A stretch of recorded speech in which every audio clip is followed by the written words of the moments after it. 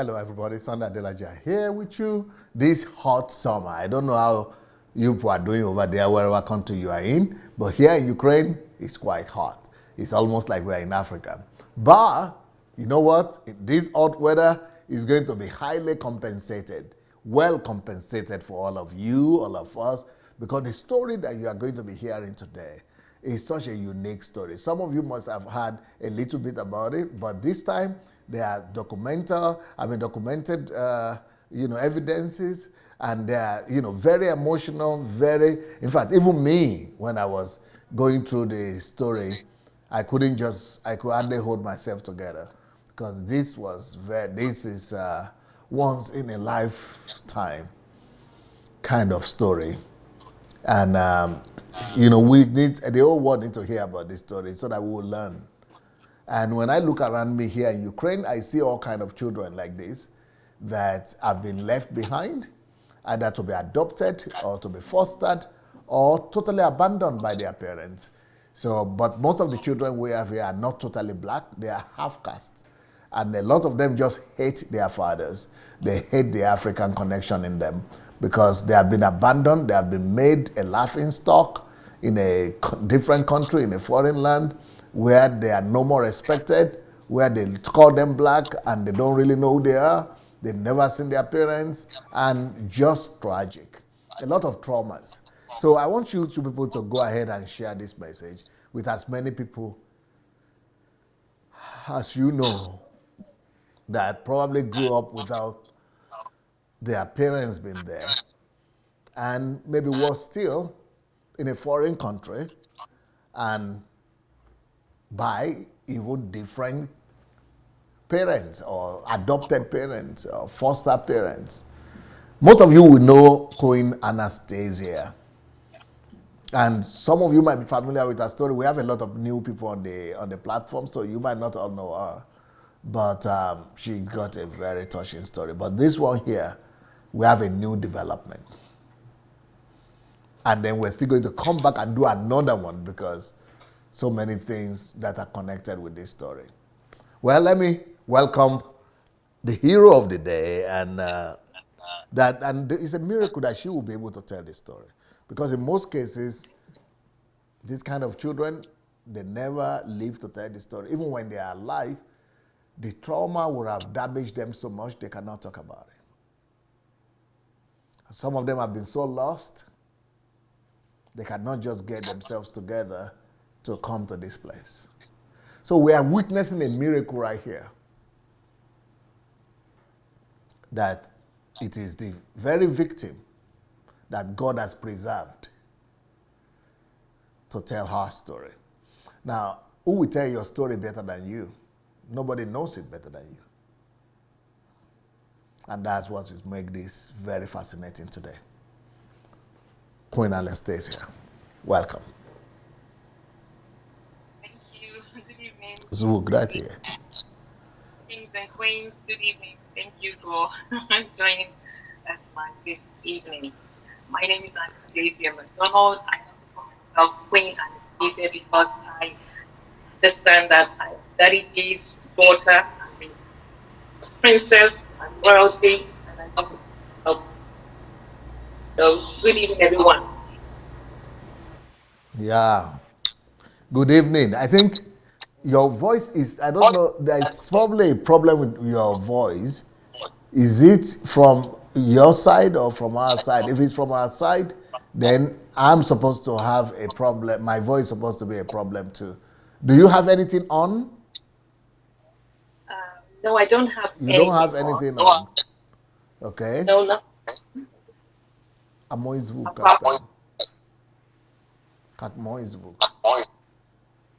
So because if it's here, then it will be a problem with my voice and with your voice.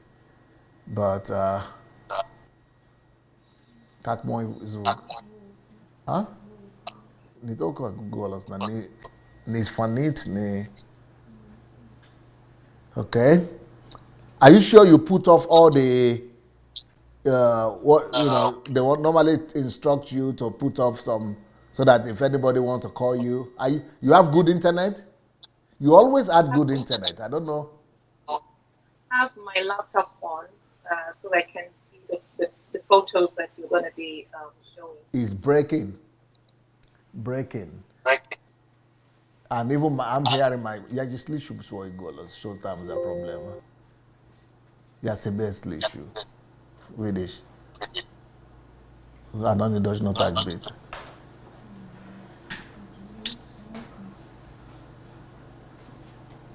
Okay. Okay, let's try and talk and see. But how are you doing? You are looking 25. I'm doing very well, thank you very much. I just celebrated my 56th birthday, which was in May. And In May, the same month as myself. yes, and I'm very grateful for this Daddy God adding another year to my life, especially when I look at where I am coming from, where I've come from. It's a miracle indeed, yes, that I'm alive today. I realize that this God, whom I call Daddy God, has kept me to date. And I guess my African name that was given to me, my dad named me, I think I've shared this before, that my African name means um, God, this child is your responsibility. And this followed when my parents went ahead to abort. And this God said, no, this child must live. And my dad named me Efia Enyamisem. So Efia is given to the girls born on Friday. And if Enyamisem means God, this child, Is that she not is like Kofi? Is that not like Kofi? yes, yes. Kofi is for So men, is for boys, yes, that's for Friday. Yes, and for girls, that's Efia. a fear. Now but I thought Ghana doesn't have a unified language. Is that, am I wrong? We have different dialects. But no one local African language that everybody speaks. Are you sure? If, yes, very sure. Why is it that Actually, when I go to, you have a lot of Ghanaian videos on YouTube and they are written in English.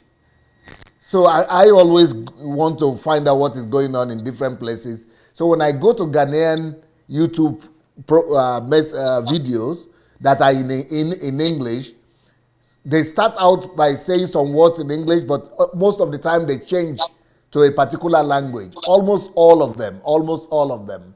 And I wonder if this a Ghanaian TV and they are start putting the topic in English and they are discussing national issues. Why is it they always go back to speak in a local dialect, one particular dialect? All of them speak. They are all the television people. Why was that? I would guess the local one would be considered as three. But you got Gan, you got Ewe, you got Fante, you've got Awusa. Um, yeah. So there's no one local dialect. Dialect. But does everybody understand Twi? No, not everybody understands tree. No, not But everybody. that's your name. Is it in Twi? Yes, yes, because my dad comes from the Ashanti region, so my name is yes, is an Ashanti name. So Twi is for Ashanti people. Yes, Okay, so are you? But do you know what I'm talking about? That there is a, if you go to Ghanaian videos, there are television, even television programs. There are a lot of times one particular language is being spoken all the time. Is that Twi? it, it could be that you tune into the tree channel, and that's why you're hearing that. Actually, that the tree tends to be the most common one on the radio, as opposed to other ones. Okay, so Yes, you understand Twi? yes, I do. Because I'm thinking maybe I have to learn a Ghanaian language to understand what they are saying. Maybe you will teach me, but I'm still trying to learn my Yoruba, my Nigerian language. Understand tree and I understand Ga. And So it's just your name in three means this child is your responsibility because they try to do abortion and the abortion was supposed to have removed you, evacuated you, but it didn't work out. So they So surrendered to the will of God and said, okay, since this girl will not die, it's now your yes, responsibility. Am I getting you right? that's what my dad said. My dad told me. He said since um, I didn't die, it meant that God wanted me to live, and therefore, if God wants me to live, then God, this Oh. child is now your responsibility.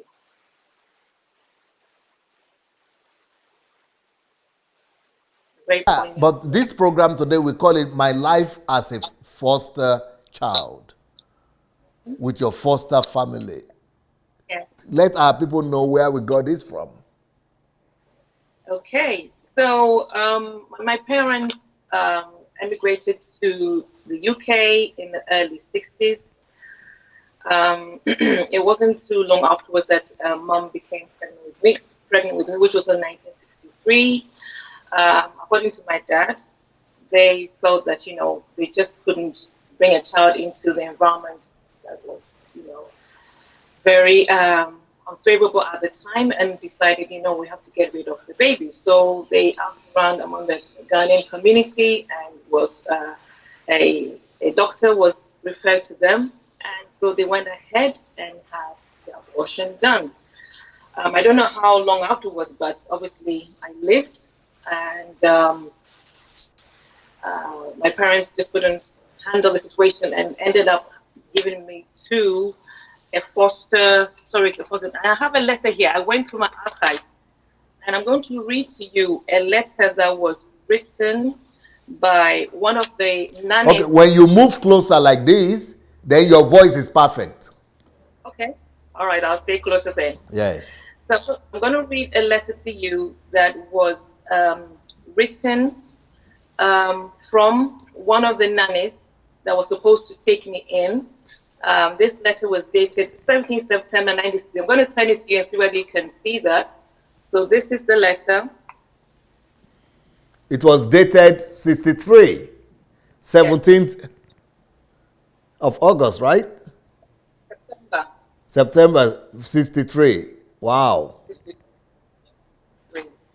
and this is from a white lady called Missy Holden, and it says, "Dear Mr. Oteng, I can look after your little girl only for the fee of £2.15 a week.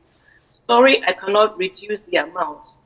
If interested, please write or call. I am at home every evening, Monday to Friday. Trains from King's Cross run every half hour. Yours sincerely, Mrs. C. Holden." So, it's, Is this because your mom had to work? you know what? When it comes to um, the story and the details about me being fostered, my mom has never opened up in that area. She's never talked about it. It was my dad. When I came back to the UK, that was so many years ago, and I got reconnected with my dad during that time. He was the one that began to unfold a lot of details about what happened to What was myself his and my. explanation? Is it that he was in school? And what about your mother? Your mother was your mother. Was she studying, or was she in school, or was she working? Why did they have to give you up for fostering? Um, my dad came here to study. My mom, I guess, at the time, she was very immature. Uh, she was very confused. The situation in the UK during those things was not favorable at all. And recently, I did my research on those of us who were adopted in the 60s, and there was a lot of negative things that were going on at the time. I discovered that some people, some of the students who came, Nigerians, wanted to commit suicide. There was a whole lot going on. So it was just one of those. I think my mom thought she was coming to Haven, only to discover that it was nothing like that. So I just guess that she was a young woman, inexperienced, immature, not just paper. She just wasn't ready to have children, and yeah, she just was not ready emotionally. that's how mentally she was just not ready. And we came along, and she did what she did, even though it was not. How many of you? So at the time, there's three of us. So myself, my brother, and my sister. Three of us in the foster home. So after this letter, is that the same lady? Oh, actually, there's another one that so these were at that time nannies, and actually these are photocopies that my dad gave me. So here's another one here that he did, another photocopy of the letter. How are you able to find these things? My dad gave them to me. My dad, in those days when we were talking, he photocopied and gave them to me. So this one is from a woman called S. Langford, and this one is dated the 2nd of February 1965. I don't know whether you can see that. So this was 2 years later. Oops. 2 years later. Years later, yes. Okay. So these are these materials will come handy for your book about your life story.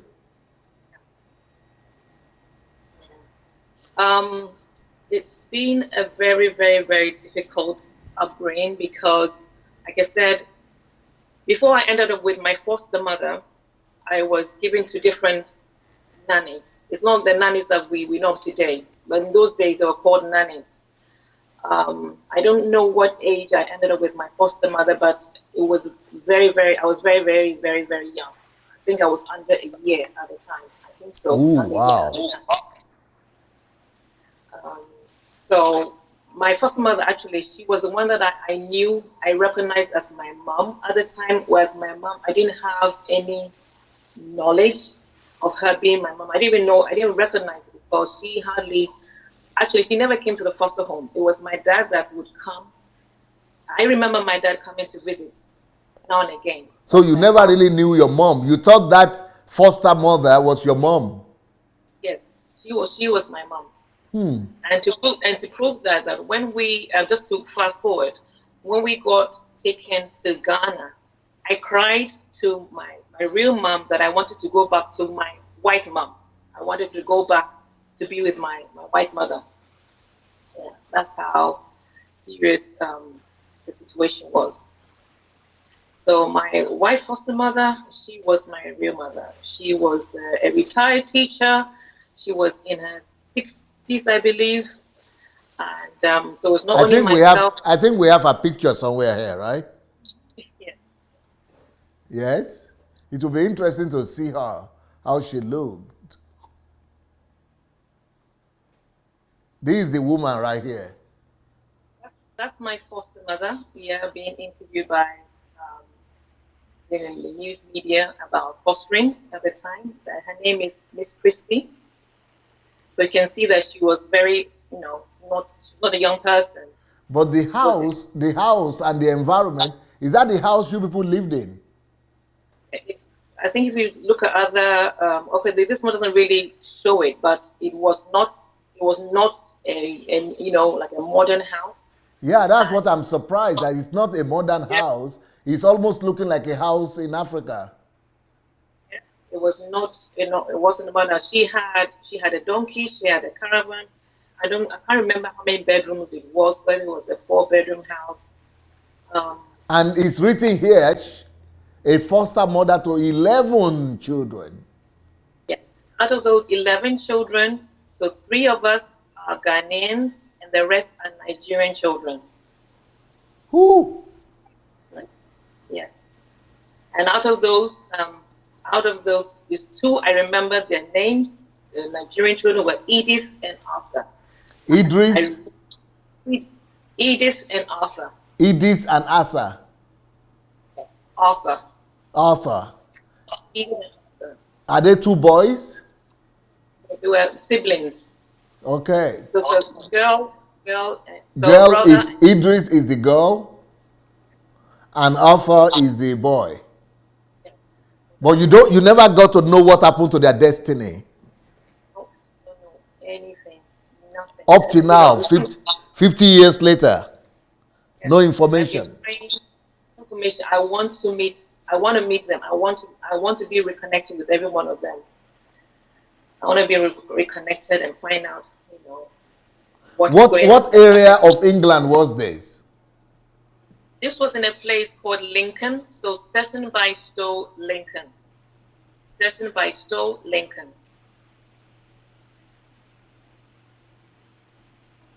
Did you know the parents of those other children? No, I never saw any of the parents. I don't remember any of the parents coming to visit them. I don't have any recollection at all. I don't remember any visits of these So you children. thought this was your mom right here? Yes, she was she was the one in my formative years because I was in a foster home from, I believe, under a year till 8, 9ish when we got sent to Ghana. Oh yeah, that's a lot. But what about her? Didn't she have her own children? She didn't have any children. She didn't have any children. The only person whom I remember, she had a very good friend, a very best friend. She was called Miss Ewan. I remember she passed away there when we lived there. So I remember her name. She was called Miss Ewan. I think she was slightly older than her. You kept all these names in your mind up to today. Yes, Miss Ewan. I remember. It's not possible.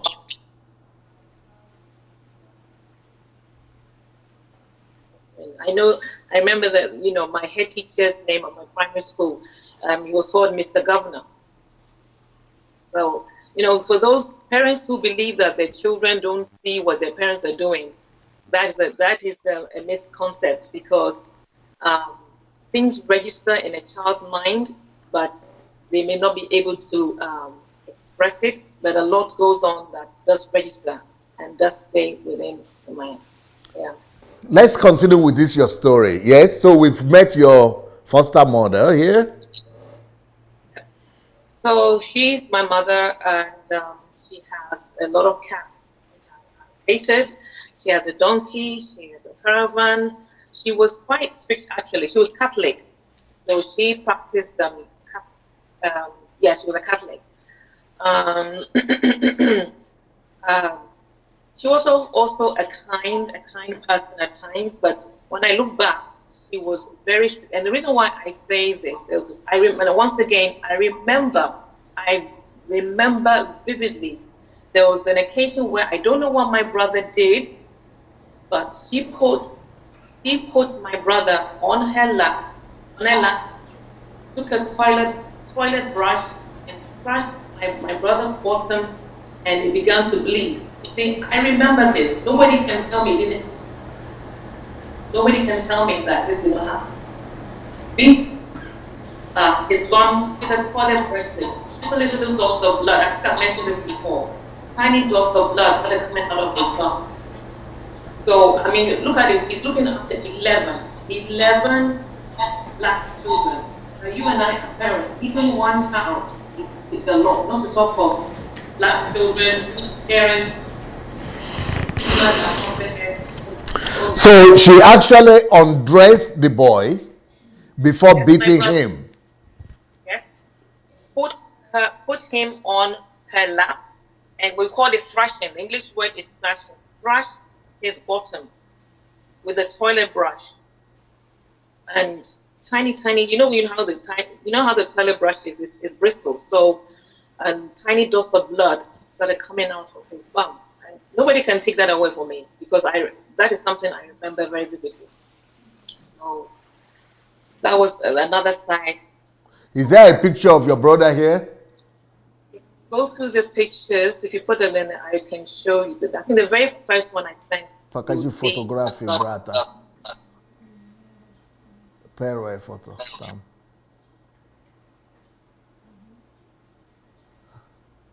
Could this be your brother here? Or is that you? That's me, and that's my brother. Yes. Oh, Well, wow. Emotional groupness, Elena. Wow. So this is you in the lighter coat, yes, on the left, and and your my brother. brother on the, and your brother. I mean, your brother is wearing the black coat. This is so emotional. My God. Could you remember this coat? No, I don't. I don't. I don't remember. But you see, can you see the caravan I was talking about? I didn't even realize it was there. She had a caravan, then she had a big meadow, a big space of meadow that we used to go there summertime to go and play in. So that's my brother. I'm assuming he was about About maybe four? Is it 4 or 5? 5, yeah, yes, And you were 4, 5, about 6 or 7? yes, 6, 7 there, yes. Were you going to school while you were there with your foster mother? Yes, actually, I did go to school, and let me see. I did have the name of the school is document here. So I've got here the name of the school was called Lindsay County Council Education Committee, started by Stowe County Primary. So I'm going to show you my report. What? When I my reports, I'm going to show you my report there. Wow. Did you also get this from your mom, from your dad? Yes, another from my dad. Yes. English, reading, writing, mathematics, general subjects. Wow. Anastasia is a quiet. Something was written there. You need to raise it up a bit. Okay, yeah. Anastasia is a quiet and generally a well-behaved girl, but is sometimes rather slow and timid, I think, and in her work, and untidy in her work. She is so slow at grasping mathematical ideas, I think. Wow. Amazing. So you had C plus. Yeah, we got it.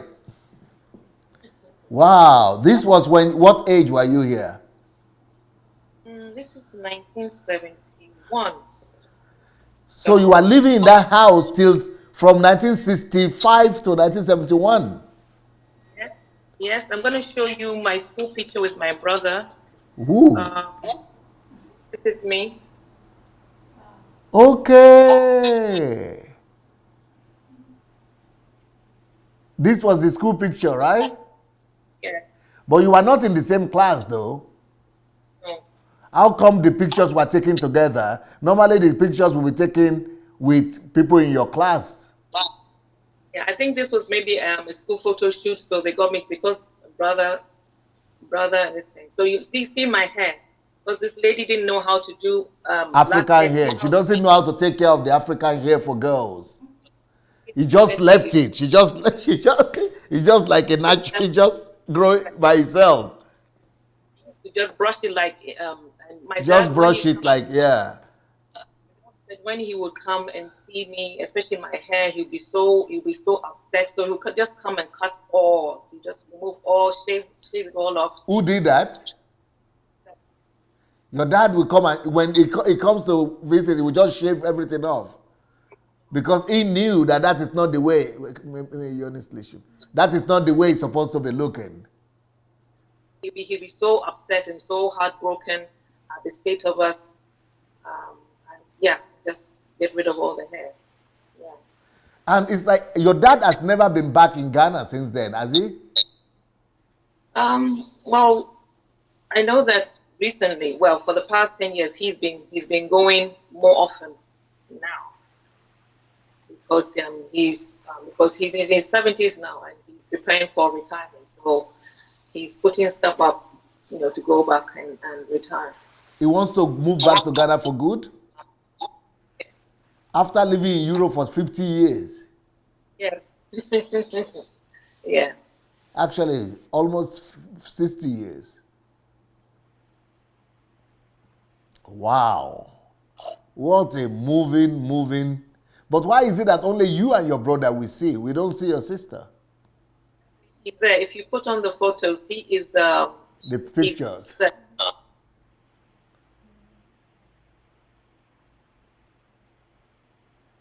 Okay, so you see that's her there. And the other pictures there, you see her better, facing forward. That's her there. Okay. Is the one far away, right? It's the one on the left hand side. Yes, that's facing. No, no, no. So there are two of you here, right? So if you put on another one, let me see if it's her. Is it this one? If you put another one. Okay, the West lady. Is it this No, one? not that This one. is you and your brother again. Then you have a lot of other kids there. Yes, these are the Nigerian kids. Yes. Wow, you know the way those pictures look? You know what they communicate? They almost communicate prison atmosphere. Yes, it was snowing. Okay, this is your sister here. I can see her. Is that you? Maybe that's you. That's my brother in front there. If you That's put your another picture, that's your brother in front. That is probably your. Huh? If you change the picture, the another one, you see my sister very clearly. Facing the.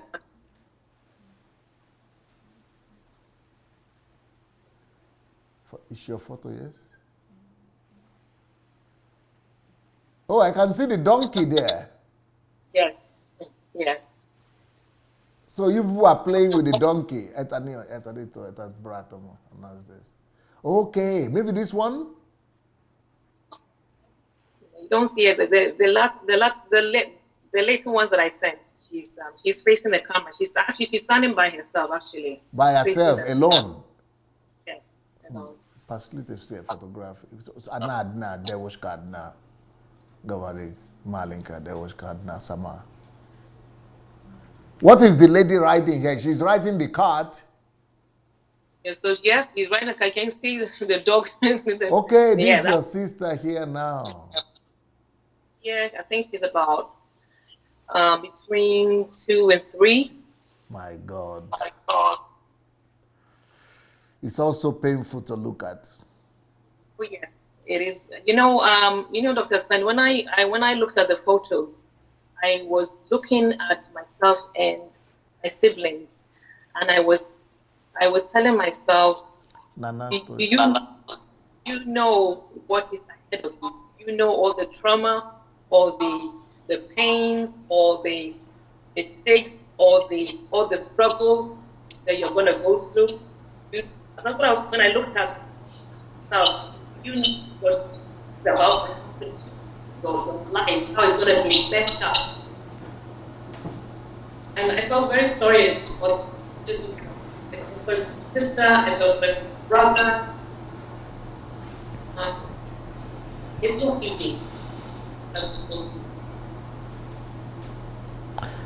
So what are some of the traumas that you could recollect? Because a lot of people actually are giving up on their children as we speak right now. They are giving them to foster homes, to have adoption, all kind of things. So what are some of the traumas that you could relate to us? Okay, so the first trauma is not having your daddy.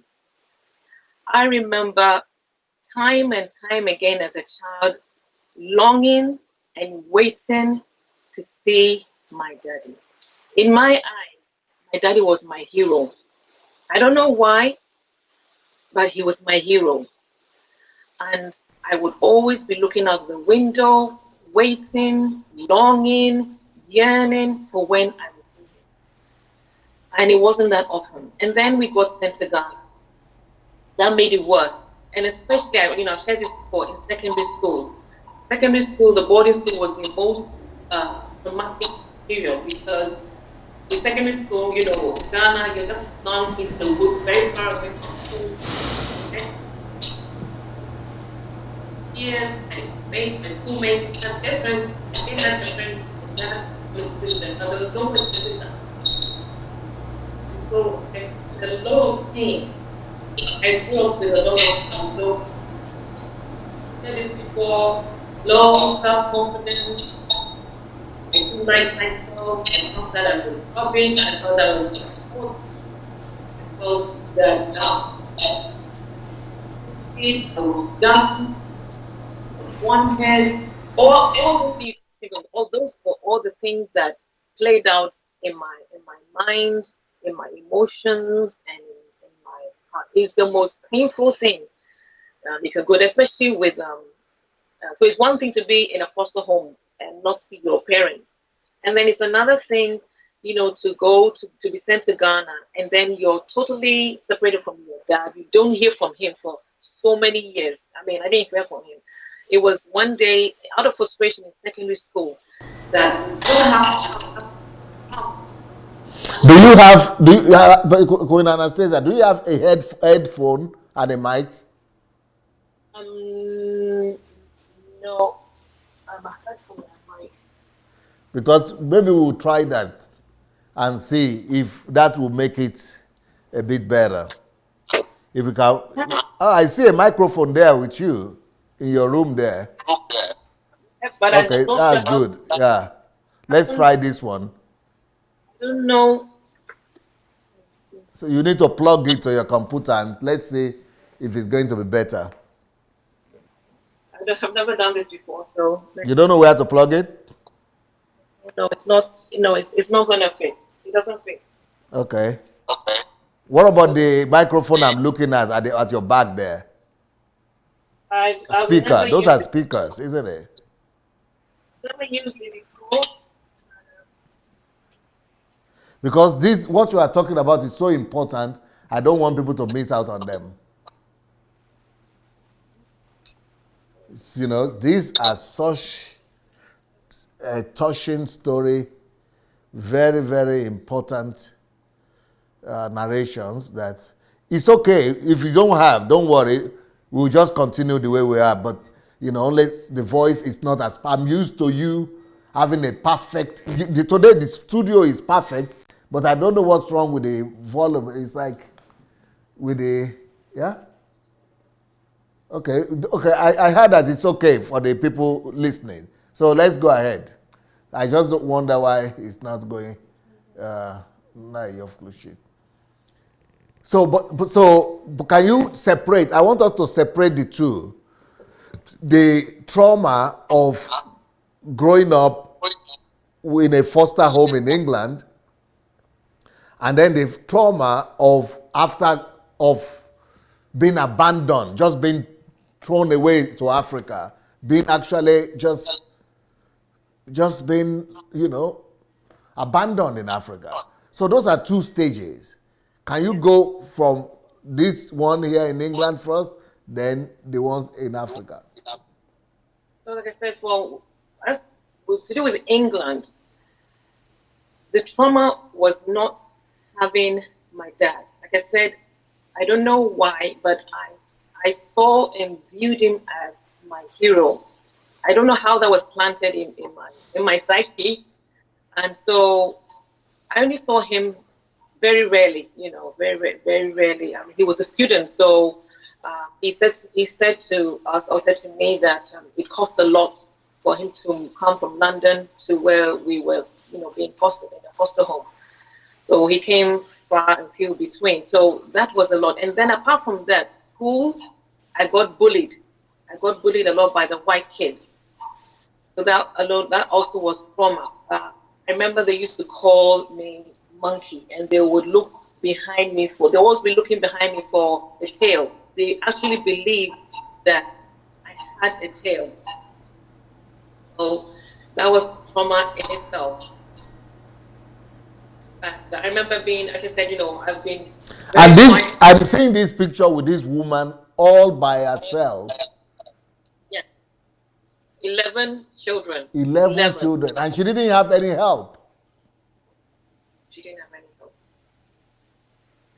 So 11 and children, no help. level Even these if are you are children. kind, no matter how kind you are going to be hardened sooner or later, because just the vanity, the frivolity of it, the daily routine of just taking care of all these children that are black, all of them, you are just going to be hardened sooner or later. And for the fact that it's not that she was receiving, much money, because my dad was a student, so how much could he afford? And this is what was happening when I did my research. Most of the black people that came in that time, they came to study, and they ended up giving their children to white foster, and they didn't have the money. So you just think about the whole situation. It was not really a healthy environment. And on top of that, I don't know why she had lots of cats. So imagine having the cat, the donkey, all sharing in this very meager sum of money. So no wonder, my confidence was low. This thing started it started in the womb, and obviously being given to different nannies, and then eventually foster mother who didn't have much. They all compounded. And I've also mentioned that she had elderly man, I think he was in his 60s, who came to look after the donkey, and there was abuse. I've shared this before, I'm saying it again. There was abuse that. So the elderly man, about 60-year-old. I'm trying to remember his name. I think he was called Mr. Arthur. Yeah, Mr. Arthur. I think that's what his name. Yeah. Abusing the children, including yourself, sexually. Yes. 60-year-old man. And the woman will not know because she's too busy. So personally, and this is not to point any fingers about any mother. I personally don't trust giving my children to any nun. It's just because of my story. Because up to date, my mother didn't know the abuse went on, and my father never knew that the abuse went on unless he watched this video, which I know he's not into social media. So unless somebody, by happenstance shares it to him, but he's not into social media. So both parents of my parents never knew that there was abuse going on. There is a video that I said I saw, which I thought was your own children like this, but they were also interviewing them after they were now grown-ups. All of them were telling stories of how their life turned out to be. Horrible stories. But they never went back to Africa. They remained here. And, after graduating from the foster homes and after, being on their own, life has just been, some of them are still looking for themselves up to now, for their identity. Others are still looking for their parents up to now. Some of them have traveled to America, some of them have traveled to Europe, some of them have traveled to Caribbean, just to try to find themselves, to find a route. And it's also rough. People may not understand why I honor and value you so much, because I just believe that, this Daddy God sent you, and nobody can take this away from me. I know that this Daddy God sent you into my life to shift a lot of stuff in my mind. I don't think I would be the person that I am today and doing the stuff that I'm doing if you hadn't come into my life, Dr. Sandadunada. And that's why I call you my best mentor in the whole wide world. For those of you who are watching, this has got nothing to do with idolatry. I know where I have come from. I know what was going on in my mind. And I know by reading, listening, sitting under Dr. Sandy Adelaide. Just even I remember this was I met you August 2016. Somebody posted a video. It was the title of the video was something to do with joblessness. Joblessness is a blessing. That was the video. And when I That was the beginning. I was religious every single day. I will be there, listen to videos, and it just began to shift a lot of stuff. And apart from that, I began to read your book, and that also began to shift a lot of stuff. And recently, I went back to what my mom's an accident to another uncle. Said about 3 weeks ago, you know, and it's just made the world of difference. I knew that I would not be doing, I would not be where I am today. I would not be able to talk to you and come up to you. Talking about the books and the messages, I don't know if you heard about this, but I just released a book, a new book, just to try to help ladies avoid this kind of situation. That is called Ladies Forget About Marriage, Build Your Life. Build your life first before thinking about marriage. Until you build your life, forget about marriage. And of course, this is not to spite your parents or the parents of all these, children. But part of the problem is that nobody was preaching this kind of message. Nobody was telling them this kind of stuff, that don't go get a wife or a husband. Don't go bring children to the world when you are not ready. I hope this book goes everywhere, and I totally support that. It takes a lot to be prepared before you get married. I've been married almost, this year will be 29 or 30. And when I look back, when I look at my story, I got married when I was 20, I think 28, my husband was 29. But looking back, I would have done more work on myself before getting married. I would have invested in understanding who I was. If I had your material, I would have done all of that. Even I'm doing it now, but in hindsight, I would have done all of that before stepping into marriage. Because marriage is not for children. It is not for children. It is a lot of commitment, a lot of sacrifice, It's not for kids. And so, for those of you who are not married, the thing though is that it's not just the children that suffer.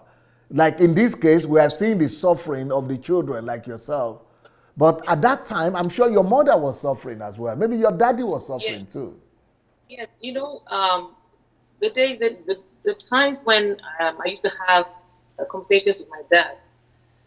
I mean, he could go on for hours. Sometimes we'll be on the phone for 5 hours, and he'll be sharing his pain of what happened. The things, that the father were in the foster home. He said he cried a lot. He used to cry so much. He used to cry so much, especially when he comes to visit and see the state that we're in. He would cry and cry and cry and cry and cry and cry and cry. What could he do? What could he do? For my mom, when I look back, my mom, like I said, my mom passed away last year. Now a lot of things are falling into place. I understand a lot. My mom, I can tell that she went through a lot of emotional and psychological trauma herself by events that, folded. Even though she didn't tell me, but now when I look back, I put one and one and two together. I can see what was happening in her mind and in her heart. And no, it is not the best thing to do. So, ladies, forget about marriage. What? I'm Build married. your life. Build your life. Build your life. Get to know yourself. Become a personality. Become a student of yourself. Get to know what you're good at. Get to know your passions. Get to know your interests. Get to know everything that is about you. Get to know your struggles. Get to know the things that you're not good at. Get to know the things that you're not good at. Get to know what you call it, your own traumas, and work on them before you get into a relationship. You don't need them. Yeah, because right now, all these children that were in that foster home, they were as a result of two unfulfilled people. Yep. Who have given birth now, they have to do something about it.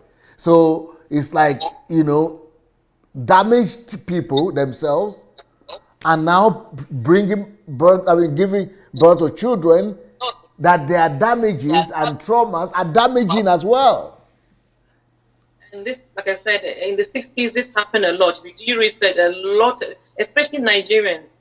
A lot of Nigerians send their children up to, some of these were unregistered white foster mothers. I've done my research and I'm continuing to do my research. A lot of them just, because the situation wasn't favorable. There was a lot of racism and so many things were going on at the time. And the only way they could survive was to just let go of their children. And some of these white foster mothers went to court and took their children as their own. Some of them fought. That's how bad the situations were. So I really, really, really, really want to be reconnected with my foster siblings and see where they are today. What is going on? What is going on? And I'm sure they are going through a lot of stuff. Do you think that your brother and sister actually are as recovered and healed as yourself right now? No. I can see. I can see, especially after sitting under you and watching your videos, reading all your books. No, they're not. And this has been compounded by my mom, our mother, who passed away last year. Yeah. So there's other stuff that's just coming out. I can see it. Was your brother and sister also sent to a boarding school in Africa? So my brother and my sister were sent to live with my grandmother in the village. No. Yes. From England to the village? Wow, yes. Yeah. That is another trauma right there. Then, Dr. Sandy, this thing is not a joke. This thing about having children, I don't know, I can't see those of you who are watching me or listening to me. Children are not something that you can just play and play around with. There are far-reaching consequences into a child's life.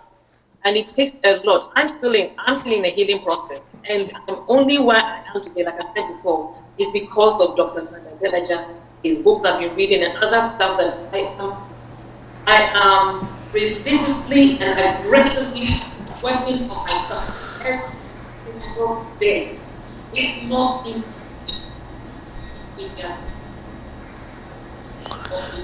So sending them to the village, even not even village, even in Accra itself, there will be no toilet.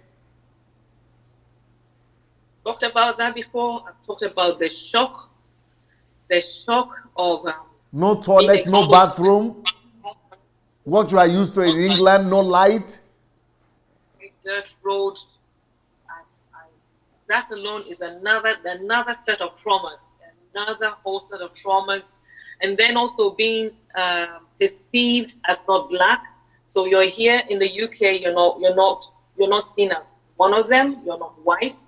You're bullied, and they call you monkey. And then you go home to Ghana, and then the Ghanaians don't perceive you as one because of the accent, and you're ridiculed. Yeah, because when you came back, you never understood. You never spoke Ghanaian accent. You were only speaking British accent. Yes. That's what we knew. And so we were laughed at in school, we were ridiculed, we were made fun of. It was horrible. It was horrible, it was degrading, it was everything you can think of. It's a miracle that I'm here today. So what are the list of traumas with children being taken to Africa like that without their parents being there with them, and the father, or like in your case? List of traumas. The list of traumas. Perhaps the least of a trauma would be sent into an area that mimics the UK. So, being brought up in an environment that just looks like the UK and being able to afford and eat the same kind of food, I would say that would reduce the trauma. But apart from that, I don't think there's anything that can take away the trauma. I don't think there's. Okay, now another question that I have for you is this. You were born in the UK, because in Nigeria, most people who are born in the UK, a lot of them were born in the UK just like you. But when they immediately they finish high school in Nigeria, which is about 17, 18, they go to the UK embassy and get their passport. Or they go and find out their birth certificate, where they were born. Once they are confirmed that they were born in the UK, they automatically give them passports. I had a lot of friends like that. They had their passports from the embassy. They couldn't remember that they were ever in the UK. But once they hear the story that they were born in the UK, they go to the embassy and they don't stay in Africa till 28. Very few of them stayed for so long. Why didn't you come back much earlier? But you could have a passport. Okay, so number one, you needed to get your birth certificate. I didn't go home with my birth certificate. No, but your dad was in the UK.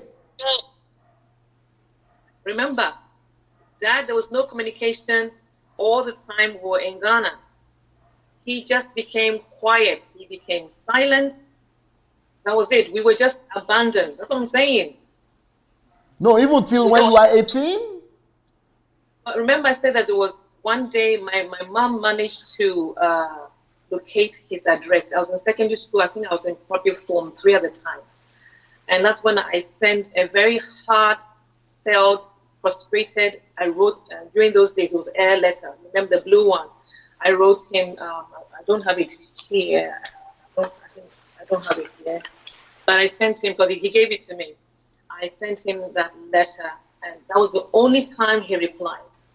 And when he replied, it wasn't it wasn't to do with the dad that missed the daughter. It was rather that, how dare you talk to me like that? How dare you talk about your stepmother?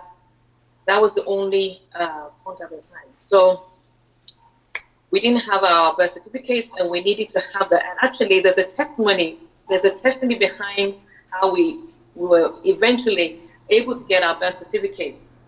What happened was, because obviously, during those days when you're born in the UK, you're kind of like a celebrity. So everybody knew that born in the UK. So this was, I think when I was in secondary school, we had a neighbor that was dating, who was having an affair with a female lawyer. So she got to hear about stories and how he wanted to go back to UK and about the problem of getting a birth certificate. So she said, when I go, I used to travel to the UK. So she said, when I go, I want to get your birth certificate. And indeed she did. She bought and she came back with her birth certificate. That must have been this daddy God. Because it was very, very difficult. We needed to have those before. So, was she you say because she was a Christian or what? She was, so we had this neighbor who was married, who was having an affair with this woman who was a lawyer. So she was not even a Christian. She was not born again. No, she was not a Christian. Like I said, she was my neighbor's their mistress. Yeah. He said, you know what? Look at who God will use. God can use anybody. Oh, Jesus. And she took it upon herself, went to England, went to the hospital where you were born, did the research in the UK, found the evidence of your birth certificate, got them back in the UK, flew back to Ghana, gave them to you, and you were able to get your passport.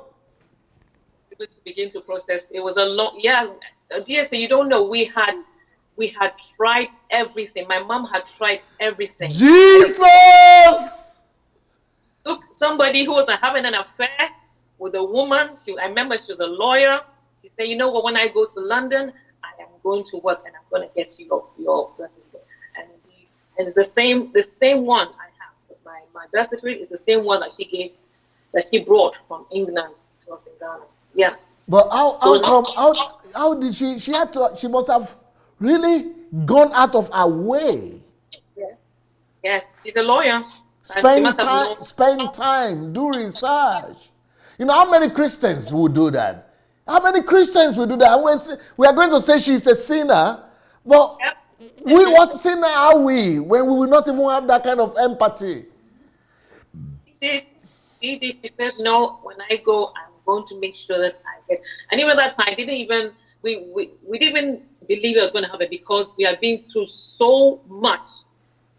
My mom had tried everything.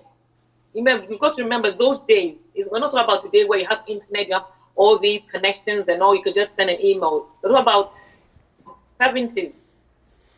And she came and I would have pulled it out if I remembered. Yeah. And it was not only for myself, she brought mine, she brought my brothers, and she brought my sisters. 3 of us. Jesus. Wow. Glory to God. Glory to God. And this is how you got a breathing space in life. Yes, how I managed to. I'm just looking for whether I can find anything else. That's how I managed to. My God. But let me ask you a question. What was the suffering like to just be abandoned like that in Africa? Oh my gosh. So number one, like I said, I wanted to go back to my mom. And I will always ask, I remember asking my mom, when are we going to go back to London? And obviously as a child, I didn't know she was lying. She said, oh, very soon. We're going to go back very soon. And I believed her.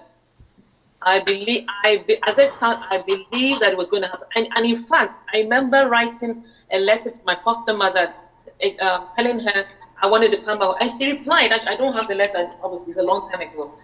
She replied and she said she would talk to my dad and see how we could come back. But that alone was very difficult. We had, language, we had to deal with culture. People, I didn't know about the left hand, right hand situation. I would be beaten because I'll be extending my left hand all the time. I'd be so confused. It's not that, we'll be executed. We'll just beat my hand and say, don't extend. How confusing can that be to a child? I had my ears, and I was in the village to have my ears pierced down. Old woman, remember, all this was so much trauma. The food, everything just was messing me up. It's horrible. It is horrible. And that's why I beg parents, any decision that you are about to make, please speak to your children. Speak to them in the most childlike language that mommy, and even if you're going to take them, they're going to go to school, don't just assume that because you're the parent, so you can go and drop them off a nanny, and talk to them that, let's say, your child is called Anna, I'm going to be taking you to nanny, this is her, mommy will not be with you, but she'll come back. Speak to them. All these things, they leave marks in a child's life. Look, you can do very well financially, but you can be messed up emotionally. So don't ever say that, well, but I'm doing well. If you're having, let's say, for example, problems in your marriage, it's because probably you're not emotionally developed. You may be doing well in your business, but you're a mess. You don't know how things work or vice versa. In these things, but don't you think that your brother and sister could have even suffered even much more harder than yourself? I know that they suffered more because my mom, out of her siblings, she was the one, obviously, her star shone. She was the one that got to go to the UK, so she became the envious one. So when her relationship didn't work out and she came back, that's when the venom and vengeance was poured upon her. So she almost became isolated from her family. because there was shame. And now that her two kids were in the village, they were, they got that. They insulted them. They would say that your mom is a useless. So that my mom, your mom is so useless. Look at you. Look at you now. You're no more in the UK. Your mom is hopeless. They would bring all manner of insults on my. So I know that they still have the trauma of those abuses, and also living in the village. I know my brother is lucky. I know my They probably went to a kind of inferior schools, right? Oh yes. Oh yes. Yes. Village kind of schools. Yes. Yes. This thing is very messy. It's very, very messy. It's for those of you that you see me on, you see me when I come on the Real Daddy God show. You don't know. You don't know. You don't know the half of it. You don't know the half of it. It's not easy. So you are actually a child of God. God is your father. When I call God Daddy God, it's not a fluffy thing. It's not a cliche. Not a cliche. The day when You I are discovered Daddy God's daughter. It means he's the only father you've actually had. That's why he's the only father. That's why I take it very personally that when you see me put out, you see on my Facebook, my personal page, I have there that I'm Daddy God's daughter. Don't get upset with me. Get to know my story. I've never had a dad. The only dad I know is this Daddy God. Is this, and he every day continues to reveal himself. I don't know what it is to say my father, because I've never had a father in my life. Recently something happened. When my mom passed away, there are a lot of things that happened, and my dad has been out of my life for some time now since I came out. In the beginning it was okay, but anyway. So I picked up the phone to call him. And when I called him, his response was like, "Why are you calling me now? You know what? I just can't deal with you, so I need space." He told me, just happened about 2 months ago, he told me that I need space, so if you like, if you wish, you can call me another time. And I had to put the phone down. You know what that, with all these years, you hear your dad say to you that I should give him space, that he cannot deal with me, that if I wait. But that is what he had done all your life, actually. He was always setting you away from his space. Yes. So I don't know what in England, he sent you away from his space to foster home. Then he sent you away from his space to Africa. He's just living free, and you had to survive. Yes. Regardless of what I don't care what your challenge is as a father. If you're a father, you must do everything to look after your children, regardless of what is going on in your life. You must do that. So I've had to pay a high price of not having my father in my life. So the only daddy I know is Daddy God. So for those of you, when I'm saying Daddy God, please don't be upset with him. The only daddy I know is Daddy God. He is the one who has never abandoned me. He's the one I continually get to know. And when I discovered, 2 Corinthians 6:18, that says that I will be a true father to you, and you will be my beloved sons and daughters. You know what that did for me. It did to me. So I don't know what it is. Learning more and more what it is of God. Amazing. Sorry, Anastasia. I will take a break here and talk to people who are watching us and say, if you are watching us right now, maybe your parents, or maybe even we have some adults that went through this foster system and foster, homes in America or in England or in Europe, especially in the 60s, in the 70s, or even now.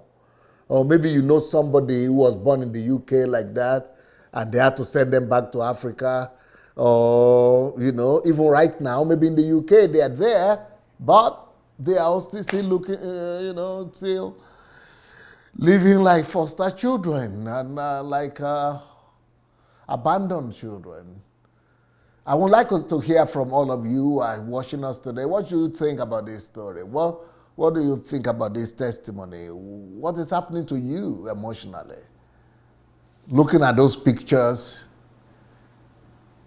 hearing these stories, fathers, the role of fathers, mothers, bringing children to the world.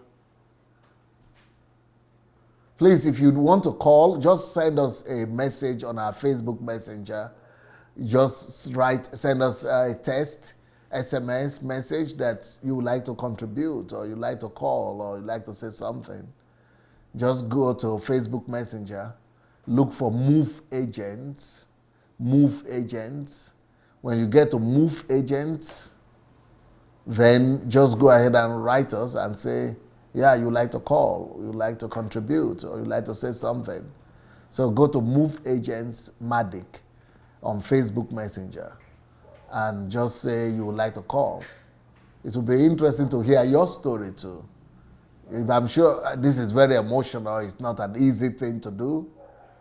But if God could heal Queen Anastasia to this extent, that she herself is coming out to tell our own story, that means that there is hope for everyone.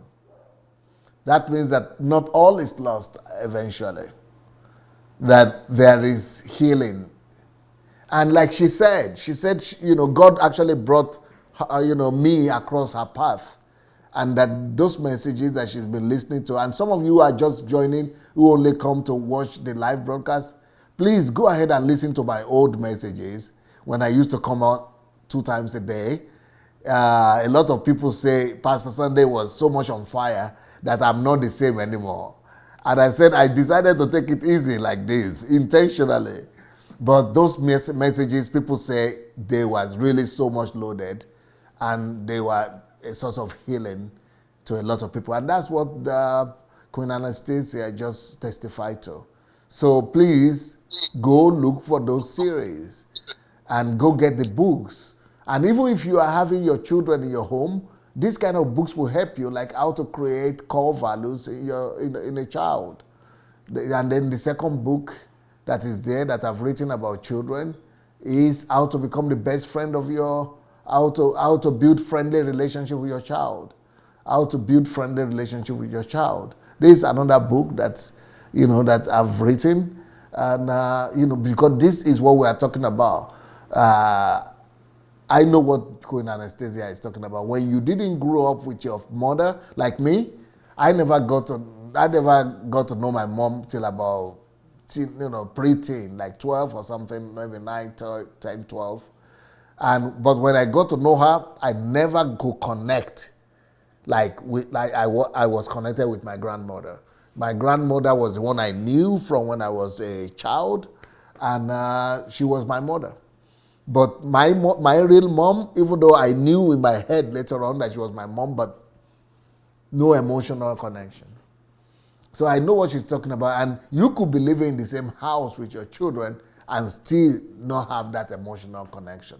So this book here is to help you build that connection, build that relationship. That's why in Christianity also, the most important thing that God desires from us is to have that relationship. It's all about relationship.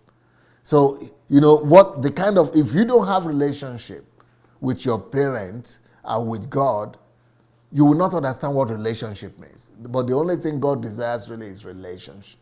And that is that same relationship that we need to build with our children and our family. And this is a strong, strong story right here. So if you want to contribute, please go to Facebook Messenger, look for Move Agents, and Matic, and then just send us a message that you would like to call. So Queen Anastasia, what do you want to add to what we have been talking about today before the program finishes today? This is another picture of mine. This is another picture of... Okay, hold it right there. Let's get it emotional. Were you acting or something? You are acting like Jesus, right? Yes. Angel Mary. Angel Gabriel, sorry. Oh, Angel Gabriel, okay. Is there in the middle, yes. Apostle has a lot of children. You were actually a bit grown up before you left that foster home. Yes, it was between 8 and 9. But then Yeah. I'm standing for something. Yeah. Okay, okay. Wow, that is good. So they There's made you another. to act out that Yes. role. Here's another picture with my apostasy. It's not clear. That's another one there. Yes. Wow. If I have any message that I want to share with the world, number one is aimed at parents, that please take time out for your children. I know that parenting is not easy. It's not easy. Don't sacrifice your children on the altar um, for your career. Yeah, work now in the UK. It's work, two jobs, three jobs sometimes. There for your kids.